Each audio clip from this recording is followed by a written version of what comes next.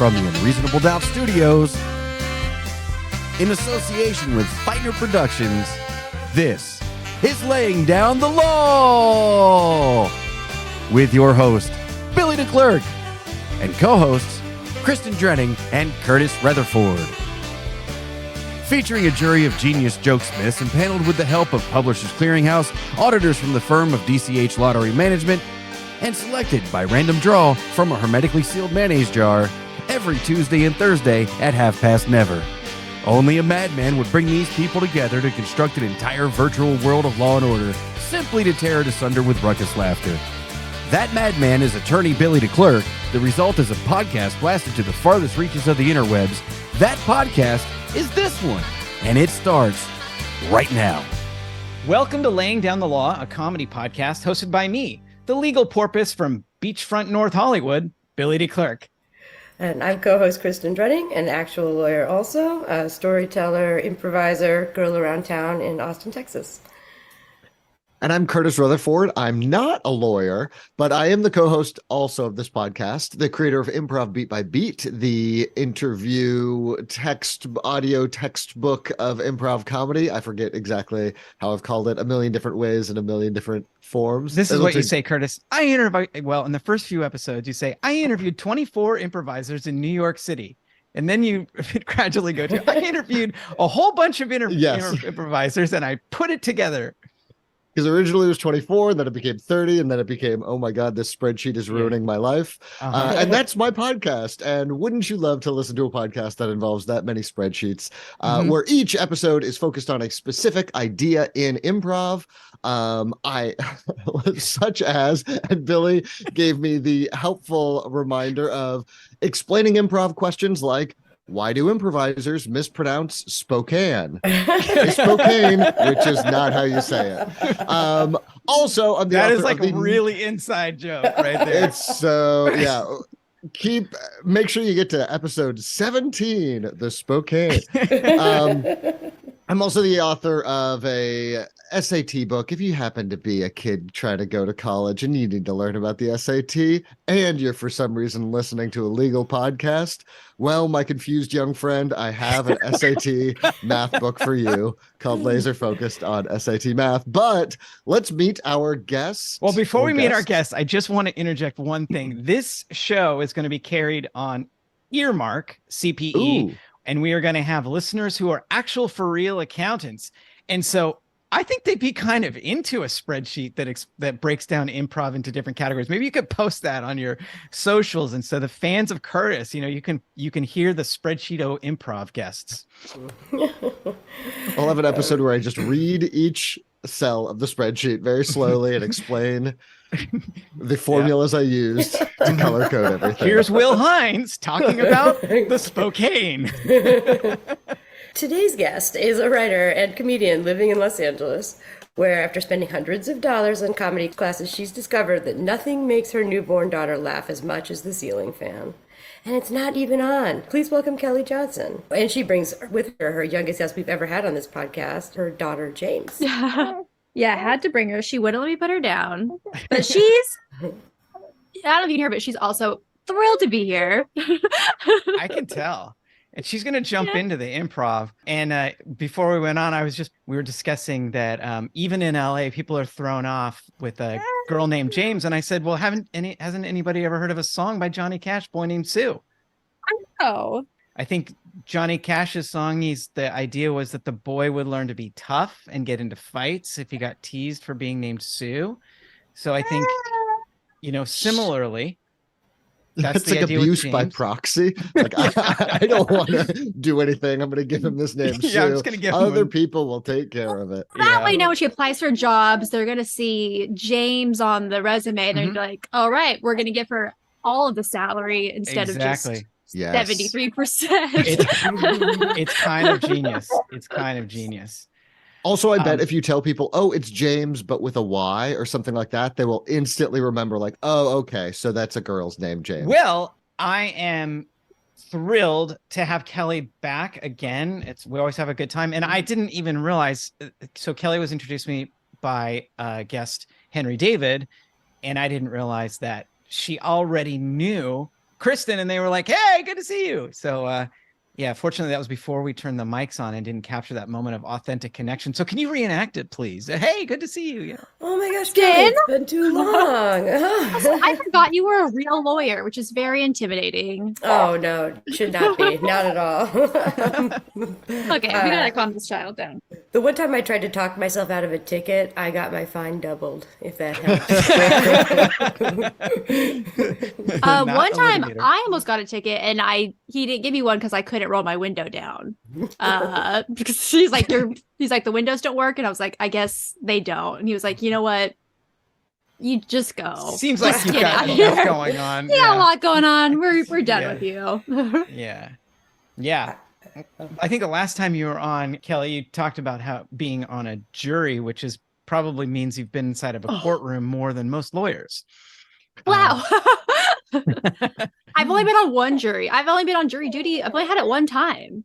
They haven't brought me back, but I loved it. Cumulatively, being on, for 4 consecutive full days, that's 6 hours a day. It's 24 hours in an actual courtroom. And one of the best times of my life, really.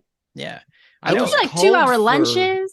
The bailiffs will give us candy. Come on.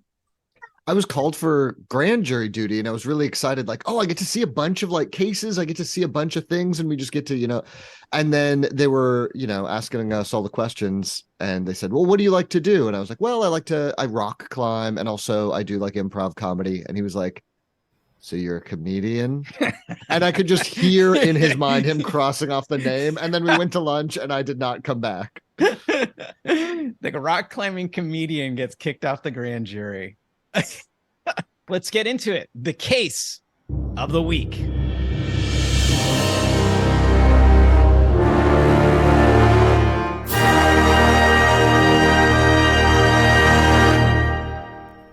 This week's case is out of Massachusetts, and it's called the Trinity Church in Boston against John Hancock Mutual Life Insurance Co. Seems like a slightly uneven battle. You have the Trinity Church, just the one in Boston, against a global behemoth insurance company named after the founding father who wrote his names big enough that King George wouldn't have to take off his glasses. So this is a case, again, coming out of Remedies. And before we get too far into this case, if you're not a subscriber to Laying Down the Law and you didn't hear the last episode or the last 2 episodes dealing with remedies, you may want to go back and listen to the one we just did, the United States against 50 acres of land. This is your chance to remedy your mistake of not being a subscriber. You smash that like and subscribe button, hit the little bell on the corner, do all the things and tweet it and put it at whatever. But this has to do with the measure of money damages in a case. And the cardinal rule of cases, the point of a lawsuit is to put the plaintiff, if they win, back in the same position they would have been if they hadn't been harmed by the defendant. So that sounds easy. It gets hard. It's easy when it's something that's easily valued. If you have a 2005 Honda Civic, you can check the Blue Book value and pretty much figure out what it's worth. And then you can adjust it. Oh, it was in really good condition. It was in really bad condition. And if you've ever the windows didn't roll down. Right. The windows didn't roll down. So you can kind of figure out the value of things that are, fungible. Or if it's a contract for $10,000, then you can say, okay, it's $10,000. It's easily calculated. So these cases are hard cases that are hard to evaluate. The background of this case has to do with the construction of the John Hancock Tower in Massachusetts, which I believe is a large building, not having been to Boston, but it's a very large building. Large enough for King George to see without his glasses. Yes. Exactly right. Oh, I've been to Boston, and you know what? It's like one of those, old-timey places where the founding fathers did really wonderful, great things, and now it's a Chipotle. They pointed out, they're like, this is where they, whatever, did something. Yeah. It's like on a tour, and you could go in and get chips and guac. Yeah. They're going to turn Independence Hall into a Panda Express. Yeah, well, that orange chicken. Yeah. Can't beat it. They paved paradise, put up a parking lot. Yeah, exactly. I'm sorry. I feel like Chipotle is the paradise. Yeah. Oh, yeah. So the case arises out of property damage. So when they were building this tower, believe it or not, they harmed some nearby buildings. And so the Trinity Church of the city of Boston was harmed during the construction of the John Hancock Tower building in Copley Square.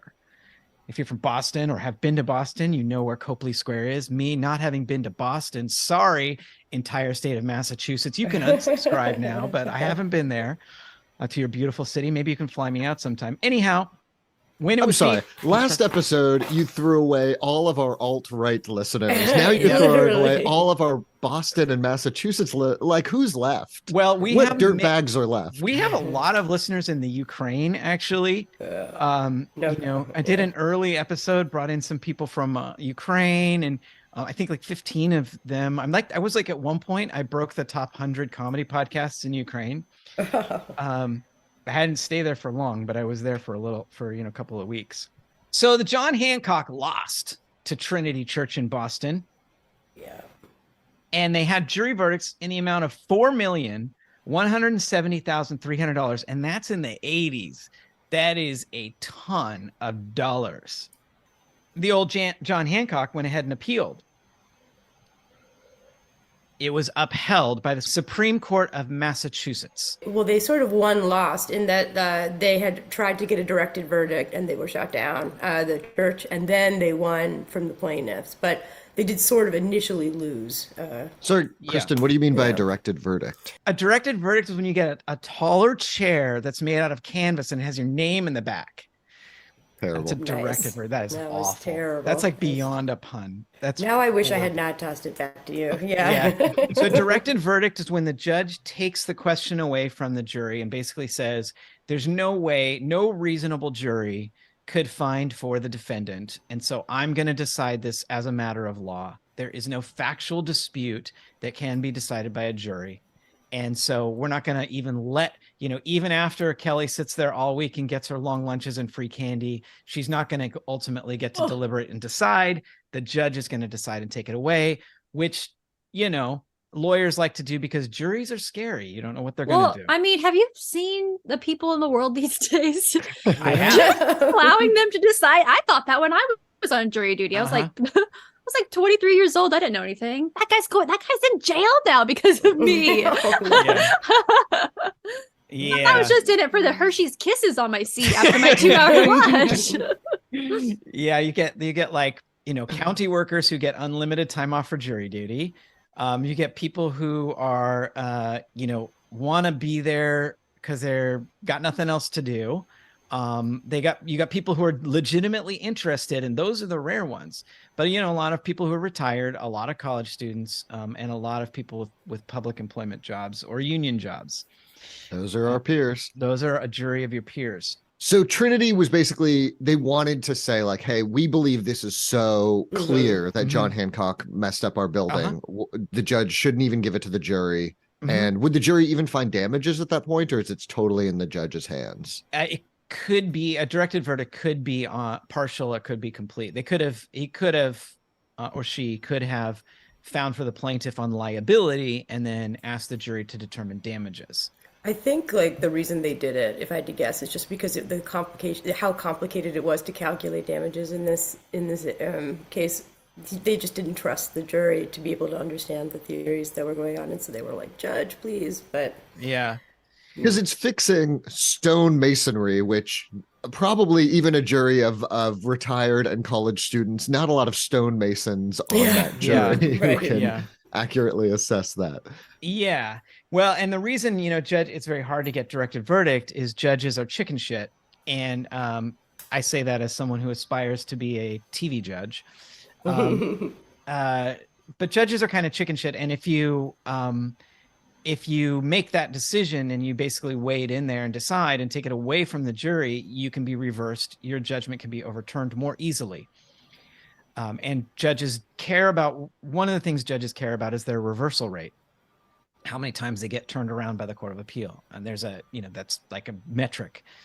So a jury verdict, when you appeal, is very hard to overturn because the Court of Appeal, we're getting deep into civil procedure here, but the Court of Appeal is not supposed to take the place of the fact finder. Whatever facts were found at the trial court level, those are the facts, and they're taken, assumed to be true, with very, very, very narrow exceptions. There's always an exception to every rule and often an exception to the exception. But the general rule here, forgetting about the exception and the exception to the exception, is juries find the facts and judges don't touch what the juries determine about the facts. So $4 million verdict against the John Hancock Life Insurance Company in favor of the Trinity Church in Boston. Big win for Trinity Church, gets appealed. So as Curtis previewed, the Trinity Church was built in the late 1800s, and it was constructed almost entirely of stone masonry. And the particular issue on appeal, there were claims for interior damage and claims relating to exterior damage. This particular case, illustrating this particular point of law and what we're focused on here, has to do with the exterior damage.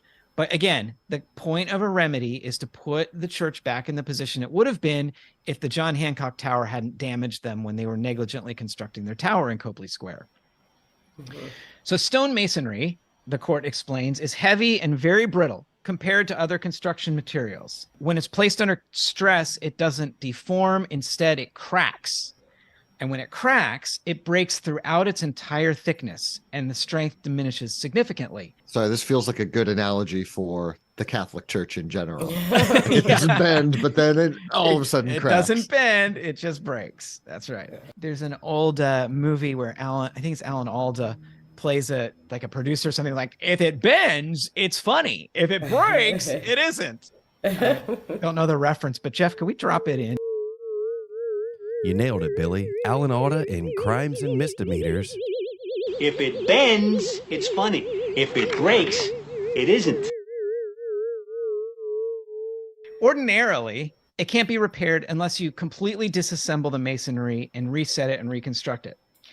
So the court points out that the church, which was built in 1876 through 1872, it was a National Historic Landmark and a functioning church, and was designed by Henry Hobson Richardson.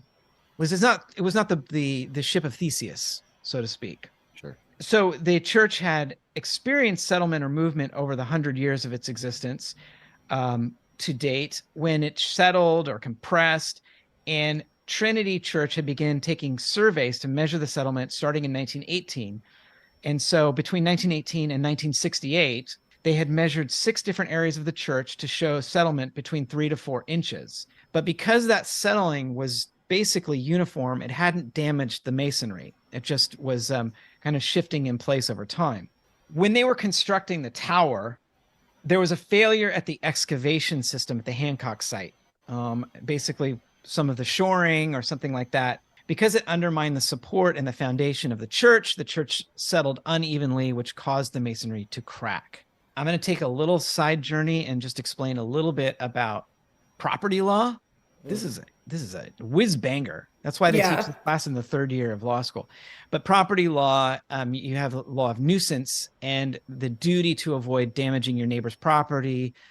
So when on hillside properties, for example, you have a lateral support obligation, and you can't cause subsidence on your neighbor's property. You can't cause landslides into your neighbor's property. And if you live in the Hollywood Hills, those are the kinds of things you see enormous walls being built, which is usually a sign that somebody rich is building some big house somewhere that they probably shouldn't. In a floodplain where the ocean levels are rising, in an earthquake zone, we're building on a hillside. But that's what we do. When they were excavating, the ground immediately surrounding the construction site moved inward toward the excavation, which caused the foundation of the church to settle unevenly, most dramatically on the south side closest to the tower, and basically migrate horizontally, which caused a spray of cracks up through the masonry walls, which impacted the structural integrity of the church and broke the church into several different parts that were no longer structurally sound. James, any questions? Curtis? Kelly? She thinks it's just unfair of these people. Like, come on, you know? Yeah, I don't blame her.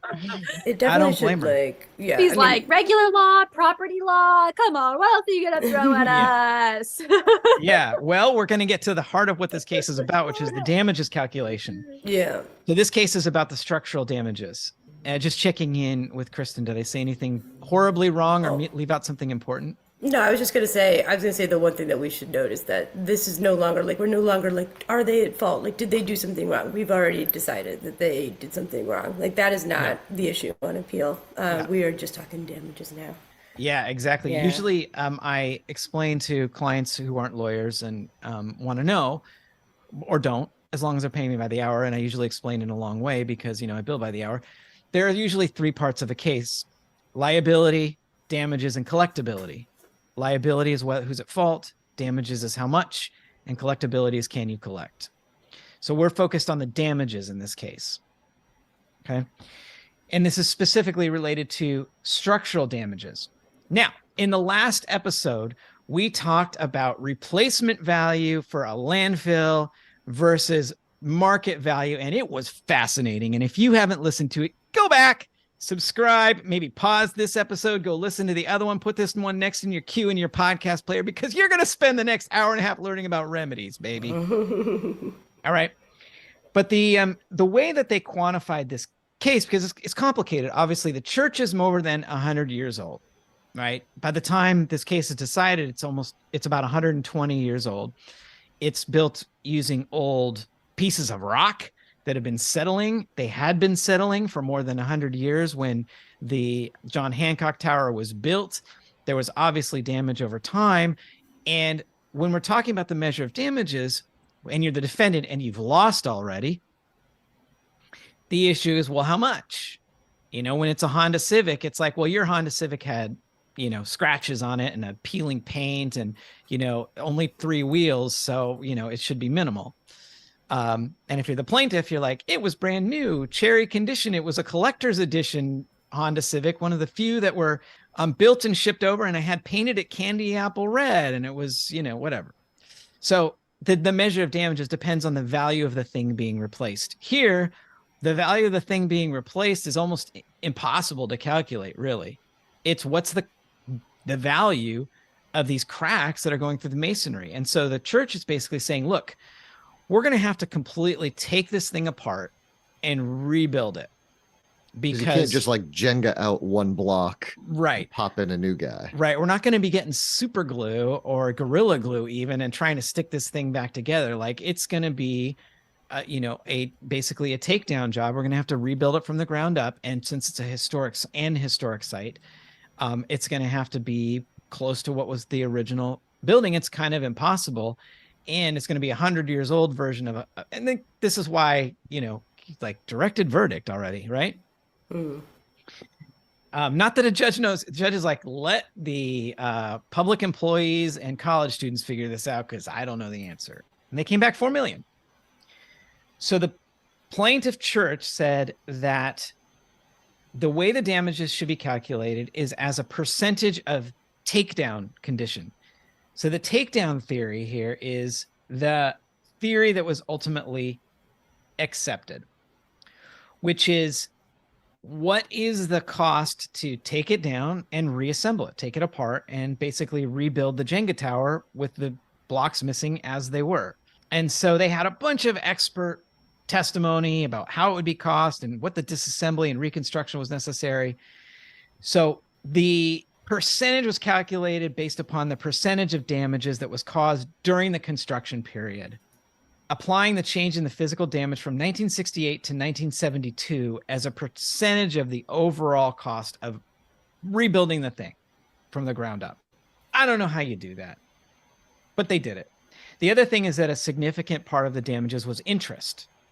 So remember time periods here. We have church built in the late 1800s, data collected for 50 years before then.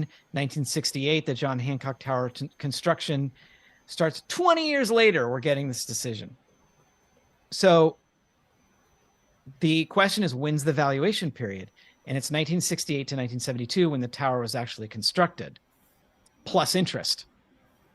So we have almost 20 years of interest on the damages. And the rate of interest on a damages claim is higher than you can get in most market conditions. It's like 10% in California. Have I lost everyone? Nope. Yeah, I'm right there. Okay. I was thinking like it just pays to take 20 years. Take your time, right? Yeah. Mhm. Exactly. A little chunk of except change for there. Except for the church patrons who are like, where do we go to services? Well, Yeah. God lives in their hearts. That's so true. they True. should just. That actually was a defense that the John Hancock should have brought, right? So maybe I should be a lawyer. Well, stay tuned for Comedy Court when you have the opportunity to do just that. Yay. Yeah. So basically, Trinity Church was going to have to fix some stuff anyway, and they had been keeping track of that, right? So then within that, John Hancock wouldn't have to pay any of that, which is why it's some percentage of the things, but they broke this 20 years ago. Probably further damage happened. There's interest on top of that. They have to figure out how to fix something that nobody fixes.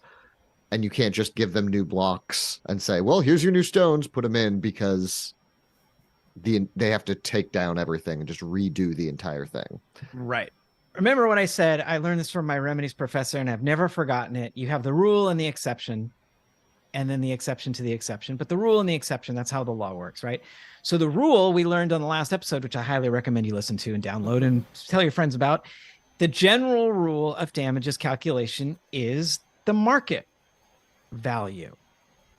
What does it cost to replace this thing? To buy So you go it down to and the replace church it. market. You go down to the church market, see how much are they paying for stonemasonry around here. And the replacement. So what does it cost to get another church?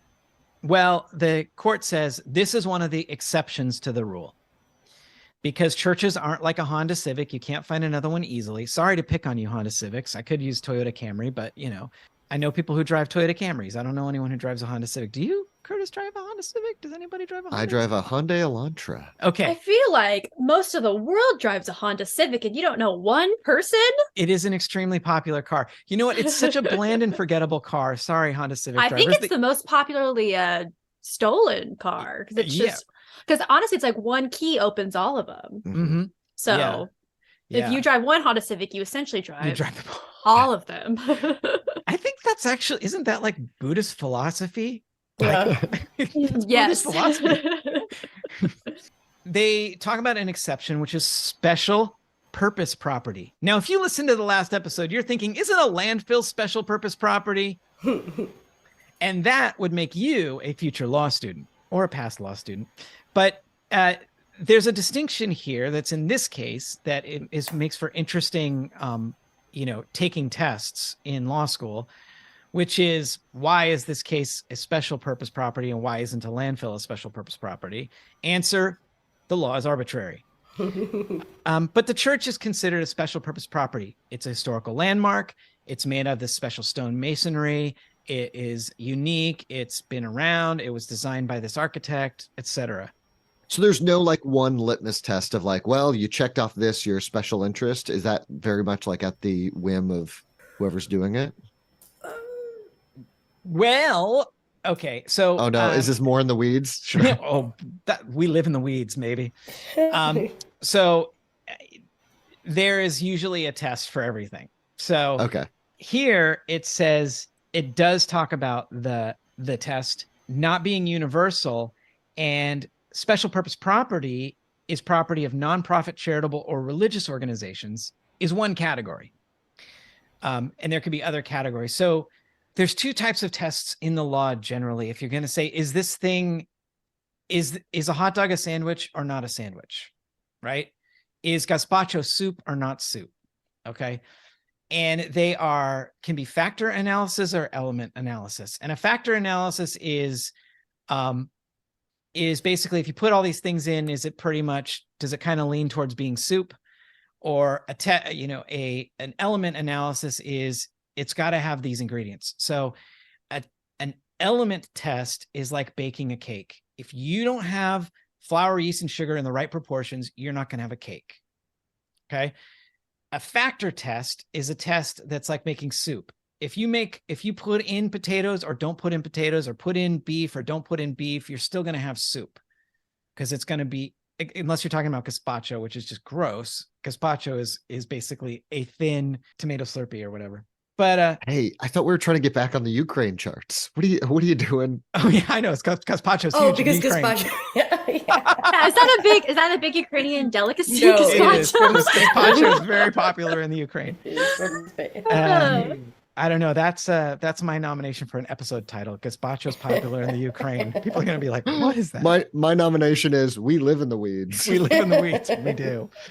Long story short, this court says you can't use the market value approach because it's a church, it's unique, and so we said so. There is a test, and the test is from Newton Girl Scout Council versus Massachusetts Turnpike Authority.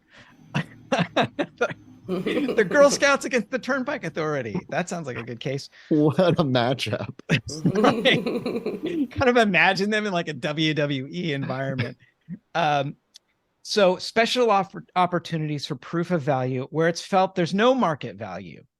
So the courts are doing no more than recognizing that more complex and resourceful methods of ascertaining value must be used where the property is unusual or specialized in characters, element 1, and where 2, ordinary methods will produce a miscarriage of justice. Well, now I don't know how you argue that. You could argue that all the time, but those are the 2 elements. So if you are a law student listening to this, you're going to write those 2 down as the 2 factors that you're going to argue on your law school exam that the, I don't know, Boy Scout campground is a special use property. It's nonprofit, it's unusual or specialized in character, and ordinary methods of valuation will produce a miscarriage of justice. You're not going to find another piece of property that has this kind of waterfront or whatever. So they have said, okay, they got the 4 million originally, right? Based on this evaluation, which I still have a little bit of a question about, but Okay. they got the 4 million. And then they're saying it's because of these reasons, right? We can't just like use what the market would say. So we're going to say, I don't know, 4 million is what the jury came back with, right? Mm-hmm. But we have not appealed. We've not gotten to an appeal yet. No, the 4 million was overall damages and interest, but they got to the number based upon there's no market value for a church. It's a special use property. And so we're not going to use the market for churches. We're not going to go on, what is it, Zillow or whatever, and figure out what it costs to buy a church. We're going to look at this as a special use property. So we're going to have to come up with a different method of valuing it because it's a nonprofit, because it's unusual or specialized in character, and it would be a miscarriage of justice. Now that's a big, it's unfair, it's unjust, is a big opportunity for any lawyer, because you're going to always argue that your side, it would be a miscarriage of justice, because nobody really knows what that means. Just seems like it's unfair, is miscarriage of justice. Kristen's nodding. Go ahead, Kristen. I was also just going to note that if this had been contract law, this would be a completely different assessment, right? Like it's only under the very like nitty gritty of tort law that allows for this level of namby-pamby, because in contracts law we don't care. Yep. About special use. That's right. Yeah. And for brand new listeners, a tort is not a desert. A tort is an injury. A tort is an unselected engagement of parties where one damages another. This is nuisance in property law. Okay. I also just now got a hint of growing up. I grew up, my dad was in the Army, and like anybody in the Army looks down on the Navy, and the Navy looks down on the Air Force. I felt just kind of the same thing, contract versus tort, if I'm not wrong. Like, we wouldn't do that in contract. Who does the Air Force look down on? Nobody. Everybody, No. except for That's the what I Space thought. Force. Oh, yeah. I didn't realize that there was like geeks and dweebs in the armed forces like that. It's Kind of a fun factoid. Yeah, they all have their own little yell. They have their all of that, and that's why the Army versus Navy games and that kind of stuff. It's just a chance for factionalism where you're pitting your armies against each other rather than against the head of state, which is what the Romans learned we should try to avoid. Excellent. Yeah, and Jeff, we just shout out producer Jeff is a Navy vet. Thank you for your service, Jeff. So how do you figure it out? Well, the court says, well, we can figure out reproduction less depreciation being a value. And I don't know what that means, but I think depreciation is like it goes down in value over time. So cost to build the church again today at today's cost minus the 110 years of settling, the cost of that is the damages calculation. Now, we're not even going to get into this case gets into a present value discounting for future damages lost. And all y'all accountants are going to be like, oh, please get to that. That is what I'm interested in, but we're not doing it. I'm just going to tell you right now, you can buzz off. You can untune from you can unsubscribe. You want to hear about present value today. Fuck that present value. I'm not doing present value. It's a whole can of worms. It's a whole can of worms. Yeah. I love that all accountants are just jonesing for like, yes, give it to me. Get to it already.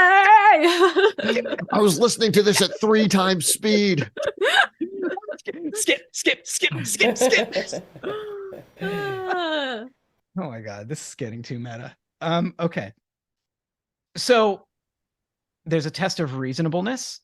The cost of replacement or reconstruction must be reasonable, and it must be reasonably necessary in light of the cost, in light of the damage that's inflicted by the particular defendant. So this is what we got into with the 50 acres of land, because Kelly and other people who, for whatever reason, didn't hear the last episode, Kelly couldn't have because it's not out. But everybody else, shame on you. But in that case, the part of the issue was that they had made a much better landfill, a cleaner dump. And so you don't get the value of the better church. So if the Trinity Church of Boston decided they're going to put another story on the building, or they're going to, replace it with a replica of the Notre Dame, they wouldn't get that value, just the value to replace the church that they had. Okay. So blah, blah, blah, blah, blah, math. Bottom line here is that the court says it's fine. Calculate the depreciated reconstruction cost. And the court says, clearly, anytime something says clearly, it's not clear. But clearly, the church would be entitled to recover the depreciated reconstruction cost. That's their damages. So the cost of building another church in the same spot, with the same historic value, with the same stone masonry that's incredibly defective and breaks over time, present day, less depreciation, but not reduced for present value of future damages. This feels like one of those formulas that just crackpots put up of like, here's proof that there's aliens. So if you take sigma and phi and they've just made up a bunch of variables and then got a number and said, well, we got this number, even though you made up a million variables and it's all garbage in. Presented to you by Curtis Rutherford, author of Laser Focused on SAT Math. If you want to see a bunch of variables, check out Laser Focused on SAT Math. I gave away the end, but we're still going to do Comedy Court in a second.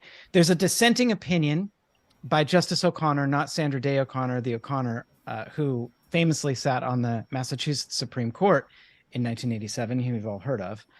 The dissenting opinion basically says there's no evidence of diminution in the church's market value or present use or loss of enjoyment of the church, or even a minute shortening of its usable life.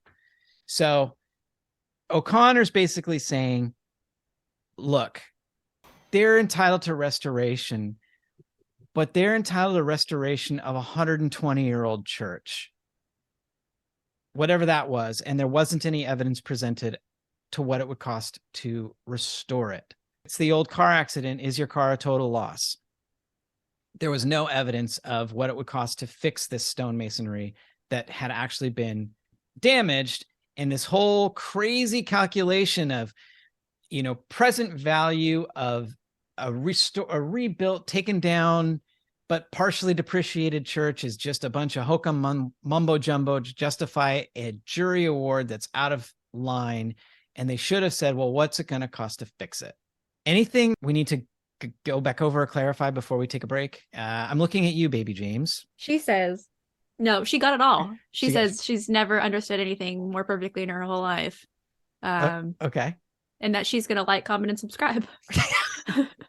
I mean, that makes sense. I think 3 months is like as far as what you learn, right? Babies are normally at the torts stage of learning.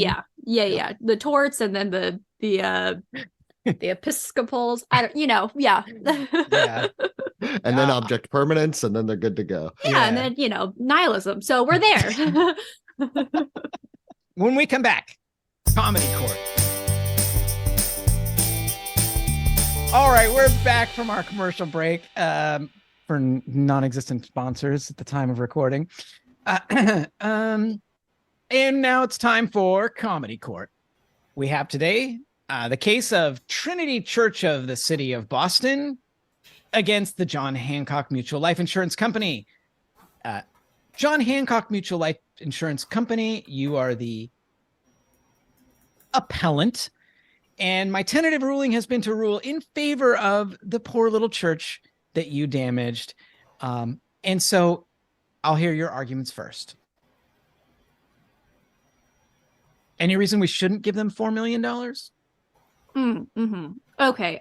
Yeah. So sorry, my ears cut out for a second. And so I only heard half of that. But what I think you said is that I'm going to go ahead and give my opening statements. That's how court works. Okay, that is how it works. That's how Comedy Court works. We start with opening statements, then we do closing, and then we do the middle part after that. Okay. Marcia T. Bones here, presiding counsel for the John Hancock Mutual Insurance Group. Yeah, so what we have here is just a case of complaining, of just good old-fashioned Catholic whining. What's going to happen when you build a church out of old stones? I mean, where'd they get these things? Down at the local quarry? The thing is, it's going to degrade. It's going to get damaged. It's going to fall down. God said not to build your churches here on earth anyway. You know what I mean? We should be building them up in heaven. And so I think in a way we've done the good parishioners of Boston a favor by really testing their faith. And by giving them a chance to see how far that can go.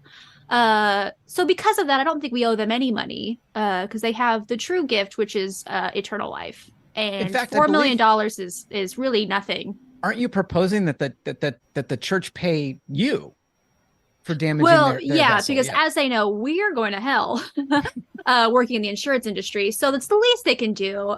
Because in a way, their stones actually hurt us worse than we hurt them.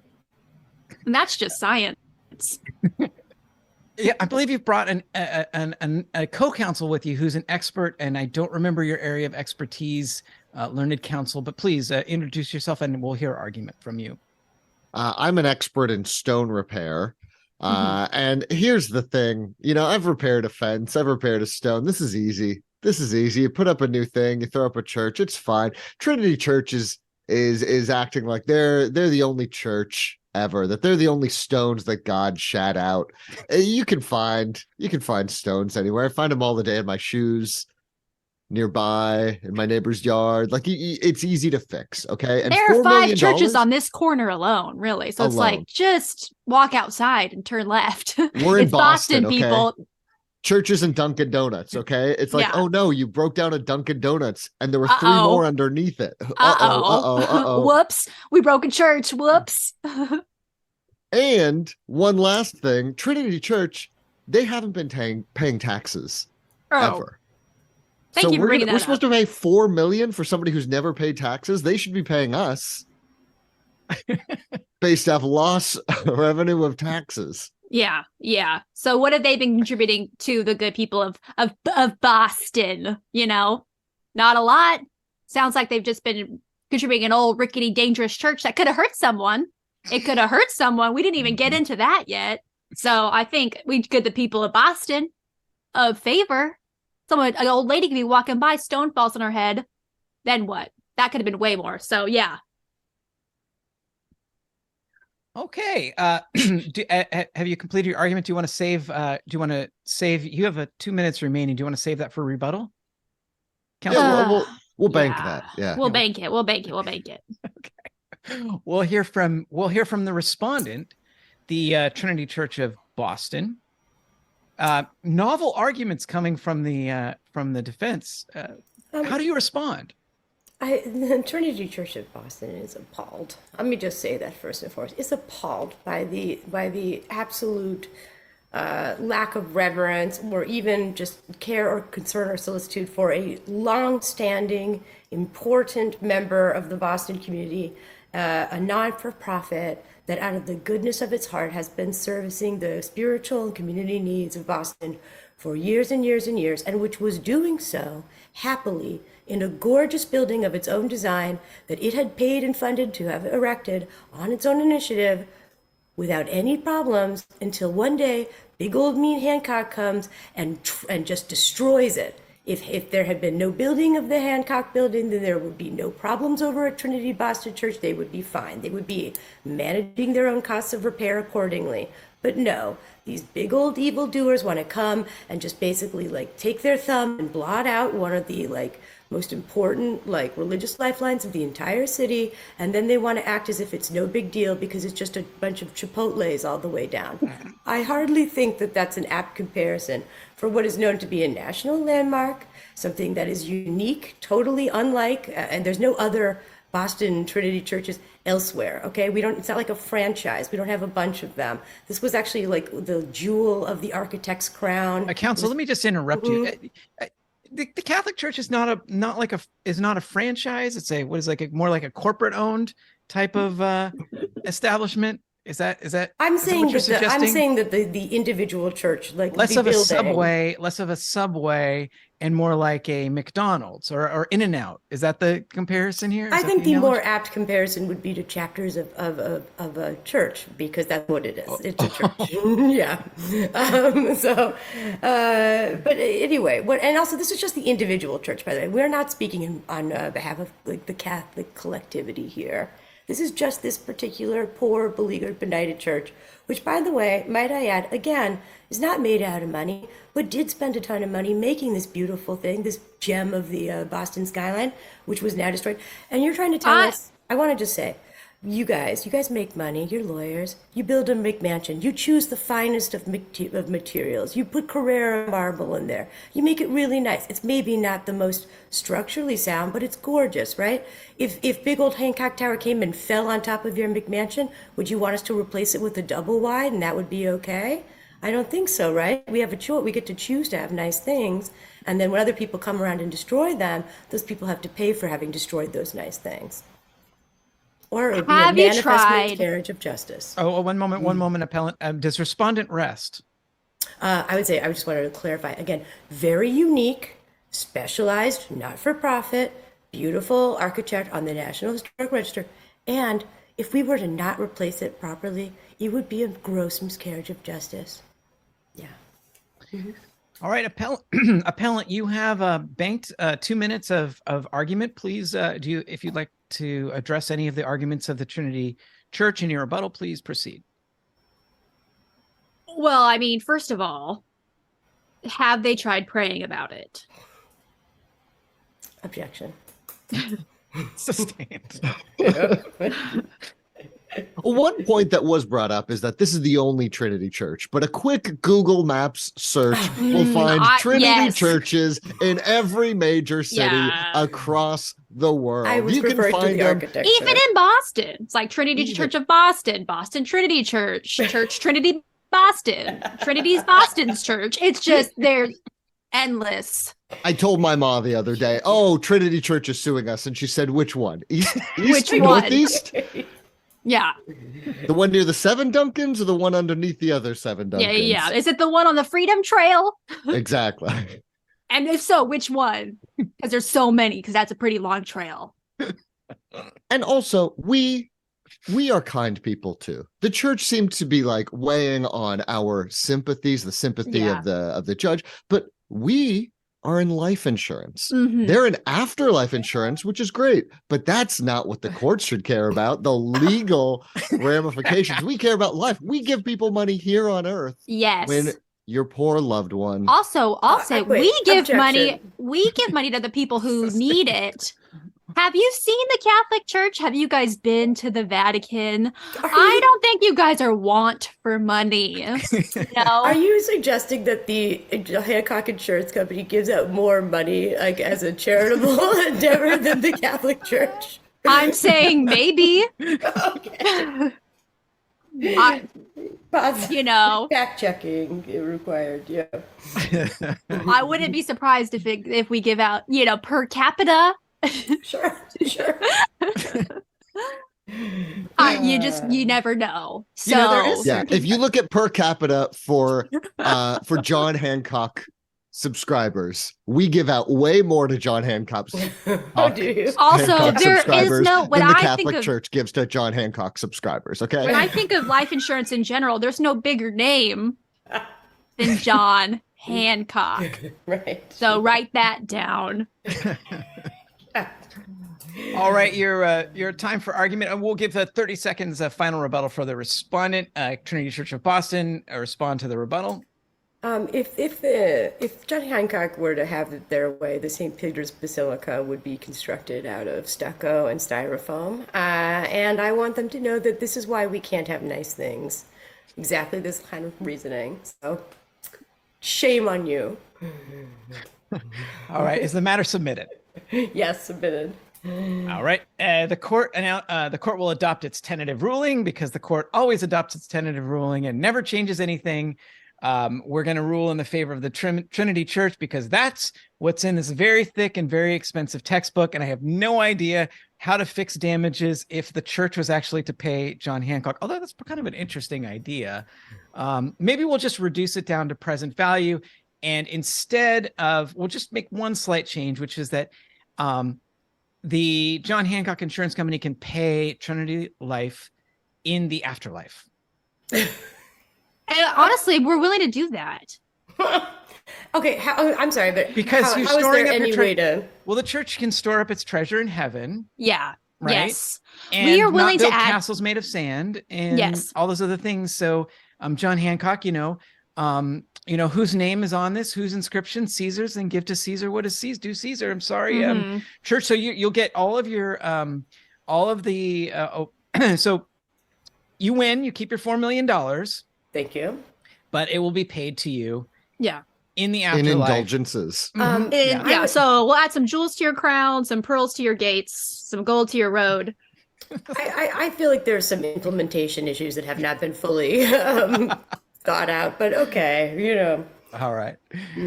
The matter submitted, and we're going to take another quick break. And when we come back, improv. More improv.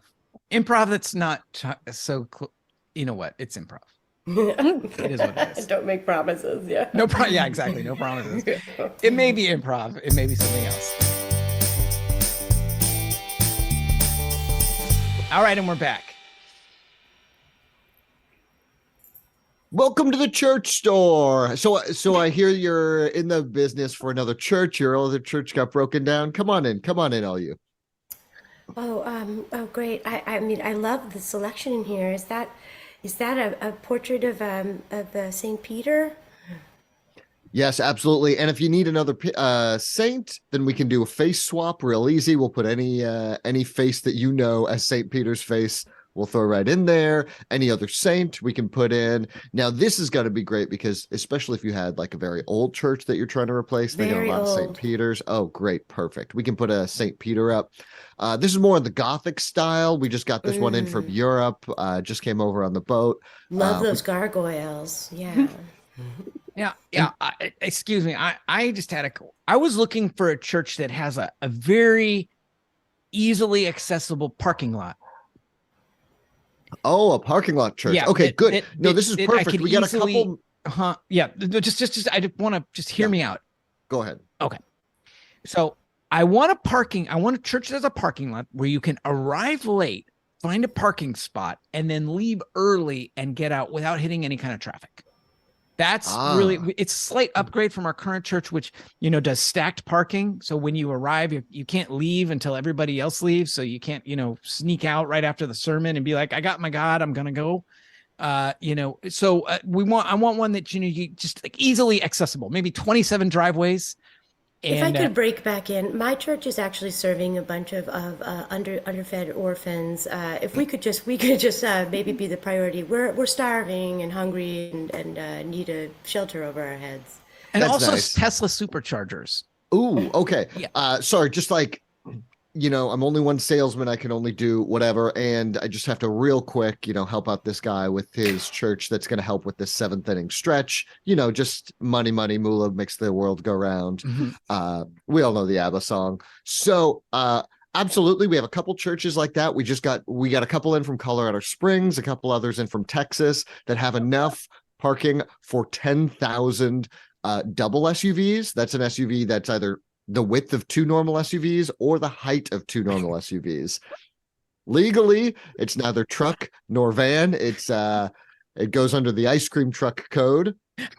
And so it's fine. It's technically a land-based boat. And so they're perfectly legal, but it's got room. Every parking spot is twice as wide and twice as high to accommodate those. So yeah, we can absolutely accommodate that. Oh, I'm sorry. Orphan church.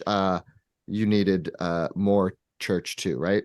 Yeah, we needed more church, mainly as a place for the community to gather. We had a horrible natural disaster happen. Everybody is needing shelter, and we need also, it needs to be very beautiful because our old church was constructed in the 1300s, and well, just one. Yeah, quick question. sorry, and as one of the orphans, yeah, it's just the beauty is really important to me. So mm-hmm. it needs to look good. None of these fly by night. We have some very church buildings. picky orphans. Yeah. Very picky. So if we could include just like a few Caravaggios, original stained glass, that would be really helpful. As someone who has no family. Of course. I can call my Caravaggio guy and we'll see what we can connect. The first thing I just want to check though is this new church, are we putting it right in the same spot that the we old church? Are. Yeah, and I would like to actually check with you on this. Now, it was originally built with a relatively risky, very let's say susceptible to a catastrophic foundational shift methodology. We do not want to correct that. We want it put back in the exact same archaic, really foolhardy way. Is that a possibility? I mean, I don't think it'll be. I think it'll be okay, but. See, the thing is, with this Our Lady of the Precipice Church, this isn't the first time you've been in here. Like it, right? It falls over every once in a while. It falls over every once in a while. Yeah, and Mom, Dad, I have a confession. I have to speak to you about something. So, you know how you let me borrow the double SUV to go to the prom? Cindy and I were making out at the parking lot of Our Lady of the Precipice, and unfortunately, Cindy's pregnant. Well, son, I can't say that I'm not a little bit proud. But we did have this talk about making out in the double tall, double wide. I was hoping you'd be more careful than that. Did you at least change the sheets in the upstairs bed in the SUV? Well, answer your mother. I mean, look, Mom. I mean, that's like. Did I just say it wasn't necessary? I mean, for teenagers, that's a lot of climbing. Oh, I thought it wasn't necessary because it was a virgin birth. Briefly, I hoped. But no, you're saying you just had sex immediately upon entering the SUV. I mean, the foyer is just, it's just. You had sex in the foyer? Yeah. The SUV foyer is for guests. That's why we put the good china in there. We don't even sit on that love seat. You know your mom is gonna think about that. That love And seat you is had covered in plastic. Sex on the love seat plastic? That's Has good this happened to plastic. you or your family? Has a loved one driven your double wide to the Church of the Precipice, and then, a rash act seduced by the lush beauty of the church, conceived a child in your very pristine double wide? Call us. We'll represent you against the Holy Church of the Precipice, which mostly serves orphans. Operators are standing by. Do you need a judge?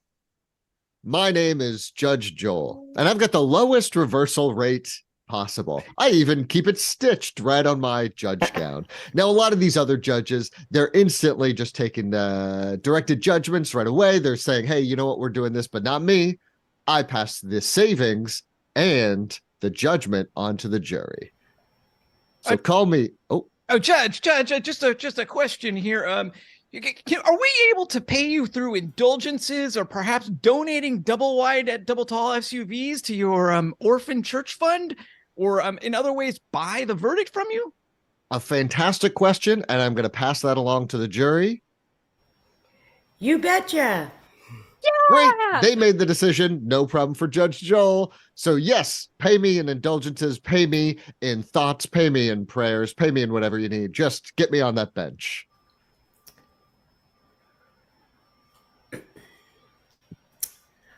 Jesus, we're having a problem over in the other corner of heaven. It seems Oh, that, shit. yeah, it seems that John Hancock's future promise has finally come due. They've got to actually pay the church, Trinity Church of Boston, and they're saying they won't do it.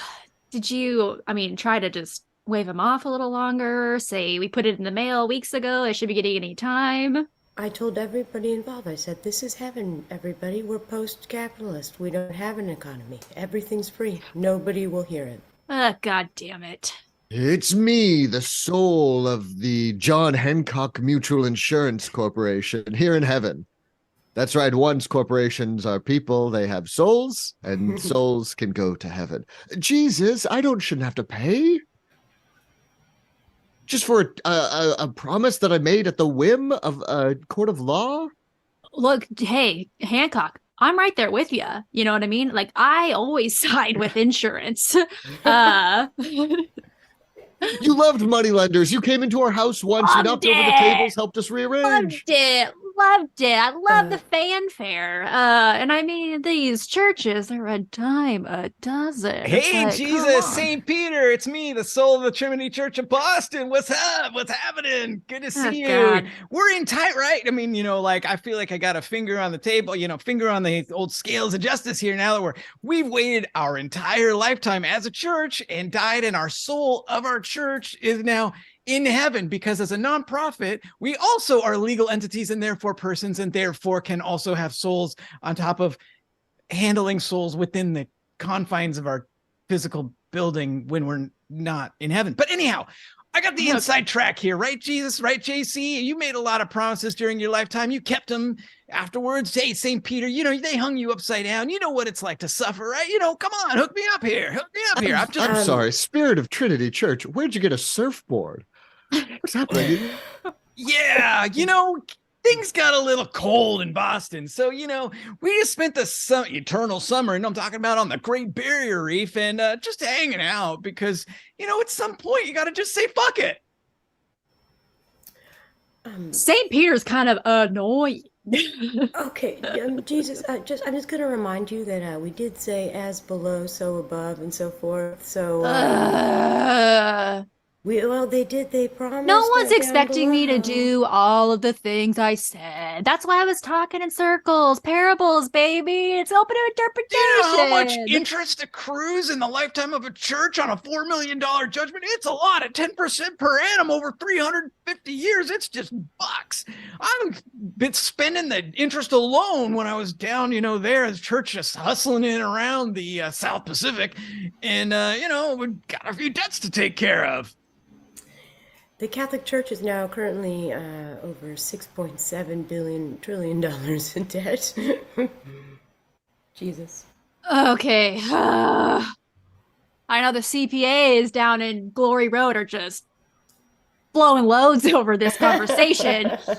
It's me, the soul of the Sands Casino in Las Vegas. Look, you gotta pay that church up because that church spent a lot of cash in our casino, took out a few loans that we gotta collect on here in heaven. We sued them. They said, see you in the afterlife. Now we're here. And, you gotta get this John Hancock jerk to pay the church so that they can pay me.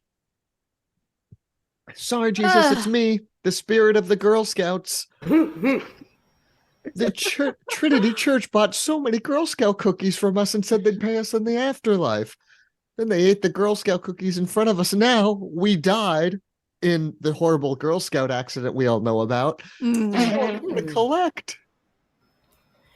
It's me, you know me, Ted Turnpike.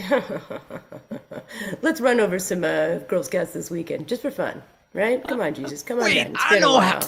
I know how I got up here as the soul of the Sands Corporation, but how'd the Turnpike get here? I mean, we paid our way up here with all those indulgences and whatnot, and doing the entitlements, and then the donations to local Congress people and whatnot. But how'd the Turnpike even get here? What did he do to get up into heaven? I would have figured he'd be in the other place. Come on. Everybody has to take the Turnpike. Wow. What is that, like He the even highway to admitted- heaven? That's right. He admitted to running us over and still made it into heaven. That's a lot of power. Don't mess with the transit authority. You know what? I work in mysterious ways. So I won't have you true. question me in my own home.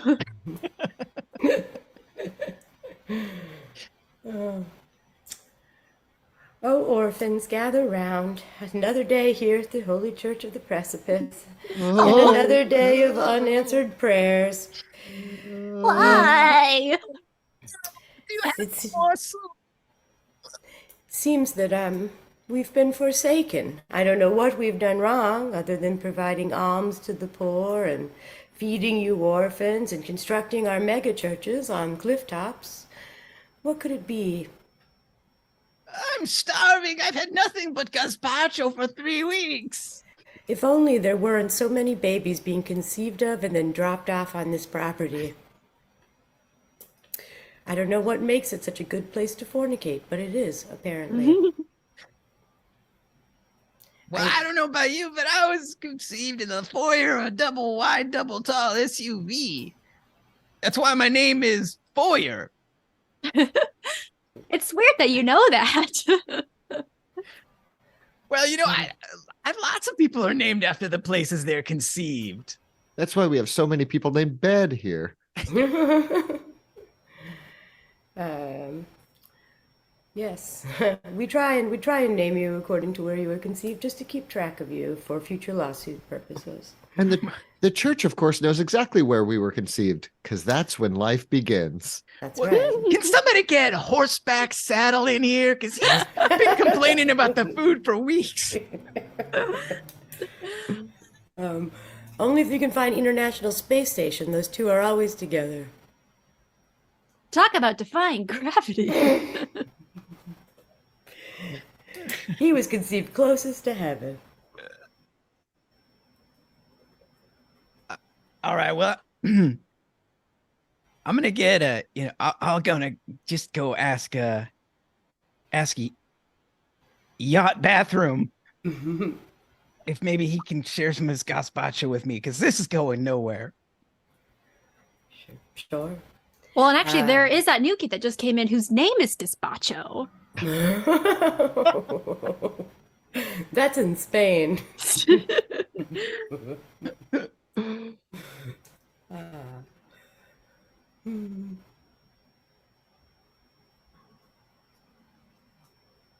Oh, Welcome to Spain. You may think this is Ukraine, but no, this is Spain. Nobody is confused about gazpacho. Gazpacho, definitely a Ukrainian dish, a Spanish dish. And so please come here. We have everything Spain has to offer. We have gazpacho, which is Actually, from Spain, it sounds like Ukraine. No. Your accent is so elusive. I didn't realize how far east into Europe Spain was. Spain is an interesting country. Spain has a lot of interesting things. We don't need to ask questions. Now, first off, what thing we have in Spain is we have podcast, and we have podcast. We have #1 comedy podcast. We have #1 gazpacho podcast. We have #1 borscht podcast. Now, a lot of people get the borscht podcast and the gazpacho podcast confused. Very different things. Hello, this is Ernesto. I am the host of the Borscht podcast here in Spain. I am loving borscht. This is why I invented a borscht-oriented podcast here in Spain. Me and my friends, also Jaime, and also the other Ernesto. And we have these podcasts. We get together. We talk about borscht. Okay, enough with introduction. Hey, Ernesto, did you hear about the good borscht they have down at the Dunkin' Donuts they brought in here on the corner? Duh. Yeah, it's a delicious borscht. It has like little sprinkles on top. Delicious. Round borscht, whole. That's the one. In this borscht one in the corner, they don't ask questions about our elusive accents that don't appear to be moving throughout of Europe. Sometimes they're in Spain, sometimes our accents are in Ukraine, sometimes they are in other places. Who even knows? This episode of the Gazpacho podcast is brought to you by Curtis, the person who earlier got borscht and gazpacho confused. I'd like to apologize personally to all of the Ukrainians, to the people of Spain, to the Gaspachans for my confusion. I heard gazpacho and I thought, oh, that's the thing from Ukraine. It's not. And I apologize from the bottom of my heart. I've been buying ad space on many different podcasts as an apology tour. This podcast is also brought to you by Billy. Billy's here to offer an apology.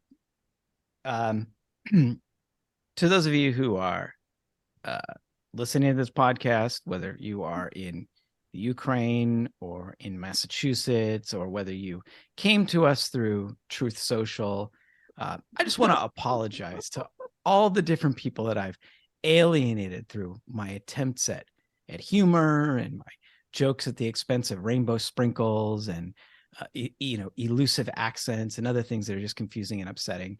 I'm going to go buy space on a few more podcasts. So if you can just, maybe Venmo me a little bit of money so I can buy that ad space on a podcast that has greater reach, that'd be great.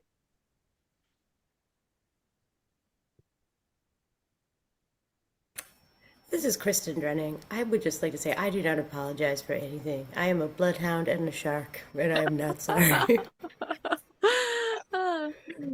Hi, this is the soul of Truth Social here. Just trying to make my way into heaven. I heard it wasn't that hard to get in. Take the turnpike.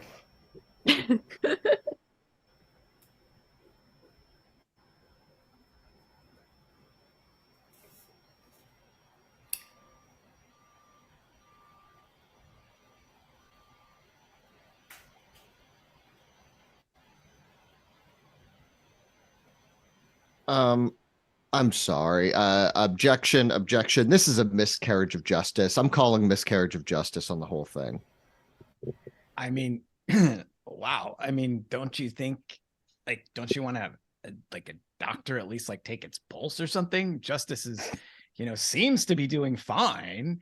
Have you tried those paddles, anything like that? The defibrillator? No. Yeah, defibrillator. What do you do to revive justice if it's, appears DOA?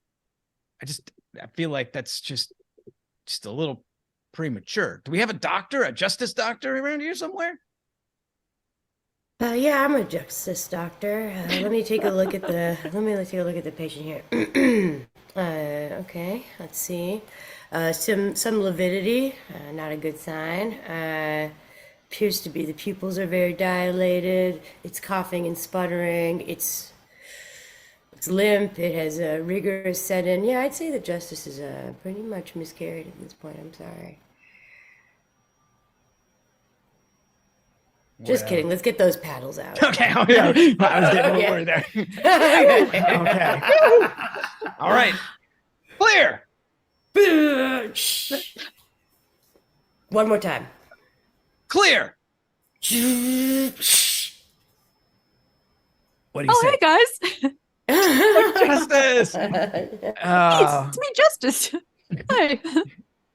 You guys really carried me all shittily back there. I mean, once Justice died, it became real tough for a while there. We were trying to judge all sorts of things on our own. It was bad. Oh no. We didn't even get a chance to ask you, where were you even conceived? Who knows? I mean, we know where Liberty was conceived. We know, that, but I mean, I have no idea where you were. Well, have you seen that Holiday Inn Express on the 405? There's a reason it's shaped that way. All right. The moral of the story is don't ask too many questions when your kids come home late. That's our show, folks. I mean, geez, we took a journey through both the real, literal, and imaginative, figurative, and symbolic, and we landed on nihilism. I think that's where we came out. Where it all lands. Kind of always ends up there. So I'd like to thank my guests, my guest. I have two guests. James, first of all, who has had the appropriate response, which is just snooze through the absolute whole thing. No I matter know. what. I'm afraid if I stop moving, that she's gonna awake like the banshees of Sheeran. No. Yeah, for those of Go you see who, the movie. yeah, this is a podcast. It's an auditory medium, but Kelly's been pretty much, just hardcore with the rocking the whole time. It feels good though. Yeah, it is. I mean, I usually rock myself to sleep as well. So we'll start with Curtis. Curtis, where can people find you on the internet, social media, etc.? Oh, you can find me at curtisrutherford.com. That's RETHERFORD.com. I'm actually Curtis on everything except for the Soul of Truth Social. And yeah, that's probably where you can find me. Oh, and you can find me normally at UCB in LA doing shows and in a couple other places doing shows, but who knows where. Awesome. Kristen. Due to overwhelming popular demand, which I finally been to, I am now on Instagram as Kristen, KRISTENDREN@ING. I have exactly 7 posts. They are dynamite, each and every single one of them. I think I've liked all 7, and I would do it again. Thank you so much. And if you're in the Austin area, I teach at the Hideout. And also you can check out, I have some good stories online from Testify ATX. That's right. We're going to get you out to LA. You're going to perform with You're on Mute at some point in time, or maybe we'll do a live podcast recording. We're going to get you out here. Kelly, where can people find you on the internet, socials, etc.? You can find me pretty much Instagram, Twitter, TikTok at Kelly Shea, KELLISHEA. You can find me in real life pretty much just at my home. Because it's really hard to do things when you have a child. It's like, come on, kid, get it together. True that. Now, have you had a young James sign a release yet? So you can pretty much like live stream her entire childhood, because I think that's what we do now, right? I think we're doing a Truman Show with her for sure. Yeah, I'm actually not her real mom. I was hired. Twist. So how will it end? We'll find out. Oh, that's awesome. Well, I'm Billy DeClercq. You can find me at Comedy Lawyer on most social media, where I don't post anything ever, or on Twitter at Max Headroom Esquire, where I post random things that happen to interest me and mostly like and retweet my wife's posts. All right, folks, that's our show. I'd like to thank my crew, Curtis, Kristen, and Kelly, for joining me on the journey into madness.